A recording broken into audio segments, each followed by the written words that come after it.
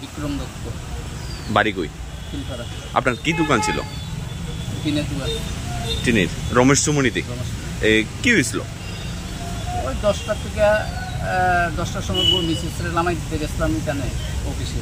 লামাই দিয়ে আইসি কত 20 মিনিটের গ্যাপে ক্যাশটা ভেঙে টাকা দিয়ে গেছে। কত টাকা আসলো? প্রায় 95,000 টাকার মতো।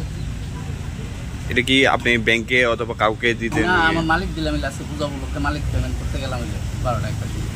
আচ্ছা, আনুমানিক কয়টা সময় এই ঘটনা? 10:05 থেকে 10:20-এর ভিতরে, মানে এই 15 মিনিটের ভিতরে এই ঘটনাটা ঘটছে। থানায় জানিয়েছেন? থানা জানাইছি, থানাতে পেশেন্টটি করে